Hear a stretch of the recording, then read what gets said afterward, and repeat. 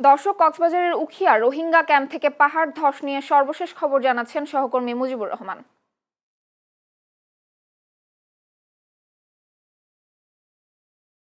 জানাত, আপনাকে অসংখ্য ধন্যবাদ। ৮,০০০ একর বনভূমি দখল করে কিন্তু রোহিঙ্গাদের আশ্রয় শিবিরগুলো নির্মাণ করা হয়েছে। আমার পেছনটা আপনাকে যদি একটু দেখাই, যে গত 5 দিন ধরে টানা বৃষ্টিতে ভয়াবহ পাহাড় ধসে কিন্তু 21 জনের মতো মৃত্যু হয়েছে। আমি 5 নাম্বার ক্যাম্পের একটি শেল্টারে দাঁড়িয়ে আছি। এখানে হয়তো আপনি দেখতে পাচ্ছেন যে ভয়াবহ অবস্থা। একটু মুষলধারে বৃষ্টি হলেই যেন এটিও ভূমিধসের মতো ঘটনার সম্মুখীন হতে পারে।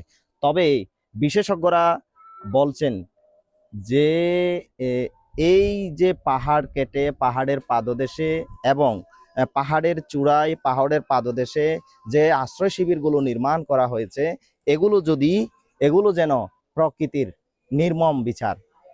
আর রোহিঙ্গাদের দাবি ত্রাণ প্রত্যাবাসন কমিশন এবং এনজিও সহযোগী সংস্থার সাথে সমন্বয় করে পাহাড়ের পাদদেশে থাকা ঝুঁকিপূর্ণ বসতিগুলো নিরাপদ স্থানে সরিয়ে নিতে তাদের দাবি। এ ছিল কক্সবাজার উখিয়া রোহিঙ্গা ক্যাম্প থেকে আমার কাছে সর্বশেষ তথ্য। জান্নাত।